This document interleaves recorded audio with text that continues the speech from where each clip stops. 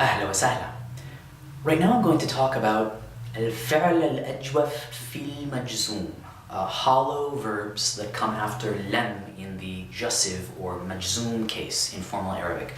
In this video I'm going to assume that you have a good knowledge and understanding of how to conjugate present tense verbs, including present tense hollow verbs, and that you also have a good understanding of how to use لم and a فعل مضارع مجزوم to conjugate a past tense sentence in the negative in formal Arabic. If you need a refresher on any of those ideas, we have separate videos that you can head back and take a look at before we start this one. For reasons that I'll explain, hollow verbs in the majzoom case, that modified version of the present tense that we use after lam, can sometimes drop their middle vowel depending on the conjugation. Over here I've got a chart conjugated for the verb zar, to visit, in both marfu'a, our regular default formal Arabic present tense case, and also in majzoom. Over here, as you can see in marfu'a, we have a dhamma as a case ending on a lot of our conjugations, and over here we have a sukoon instead. If we're constructing a regular affirmative sentence, of course, we're going to use marfu'a. So if we want to say, he is visiting the city, we would say, يزور المدينة.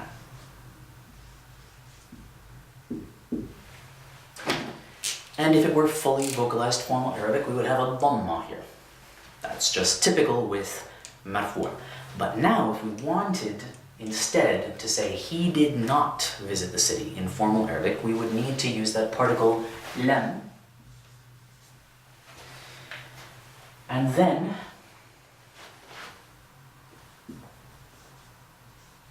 something interesting happens with the yazur. We might think, okay, we have yazur, same thing. The only thing that needs to change is that we add the sukoon. But then we have a little problem, because technically, if we fully vocalized this word, the waw and the ra would both have sukoon on them.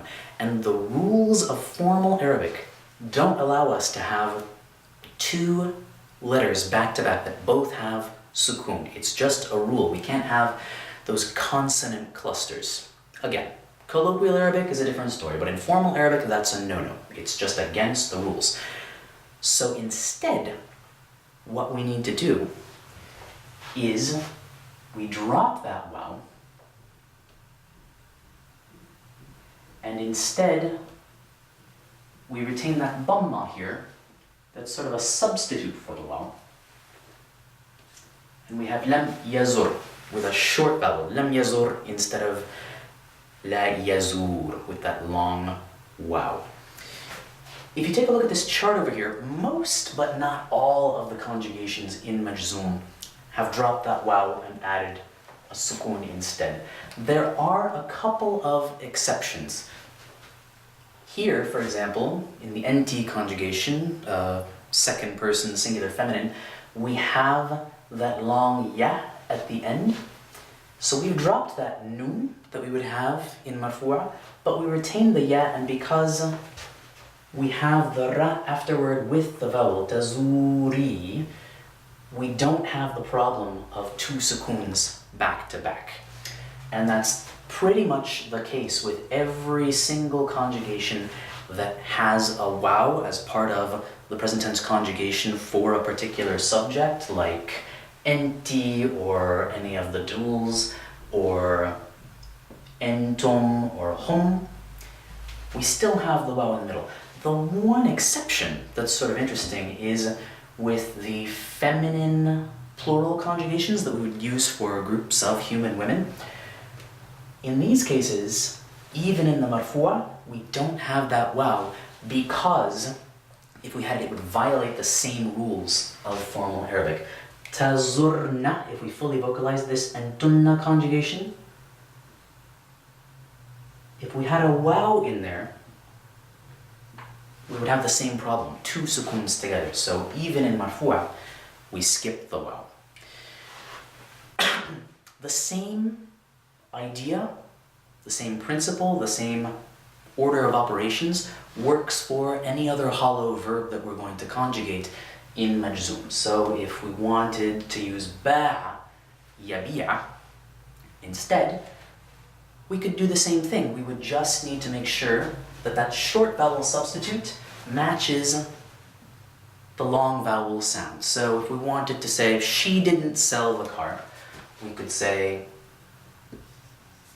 lam, and then tabi'a with a long tabi'u with a long ya would be the marfu'a conjugation, but we would have to take that ya and drop it and add a little kasra instead in majzoom. Lam tabi' as-sayyara. Or if I wanted to say, I didn't sleep well.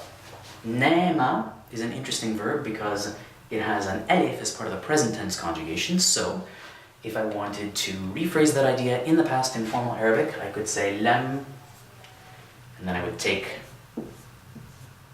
anam, think, sukoon because of the majzoom, and there's a long vowel that also has sort of a hidden sukoon, so I need to drop something. I just drop that long vowel, and I wind up with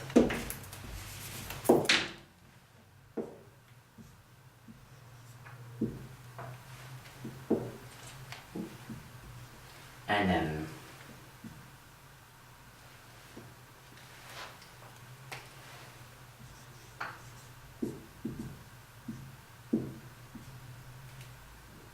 Lam anam jayidan. I didn't sleep well.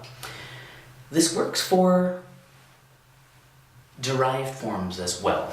Zar and ba' and nam are all form 1 verbs, but if we have a different form, the same principle applies. We just have to think about what the vowel is that we would be using in the present tense and make sure that it's represented as a short vowel instead of a long vowel if we have two sukoons bumping up next to each other. So if we wanted to use the formal verb istata'a to say he wasn't able to attend the party, ordinarily yastati'a with a long ya would be our conjugation, but with a lam and a majzoom we would have two sukoons. So what do? We get rid of that ya and we say lam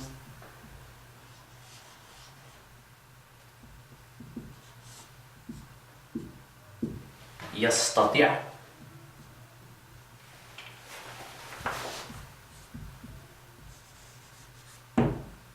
and yahdur, etc. He wasn't able to attend the party.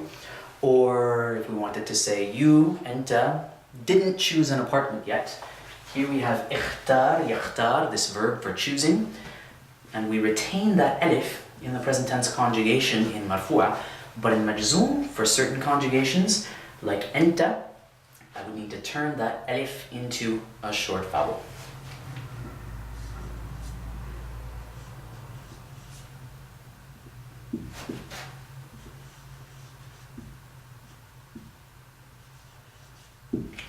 Lam,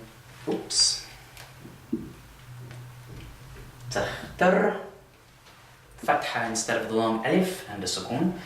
Lam takhtar shaqqa ba'd. You didn't choose an apartment yet. In spoken colloquial Arabics, lam typically isn't used to negate the past. We're probably going to use ma or that ma-sheen combination. So instead of saying lam yazur al-Madina, we would say ma zar al-Madina or ma zarish al-Madina. But as advanced learners and users of Arabic, control of this little exception when we're negating sentences in the past is expected of us in our formal writing correspondence.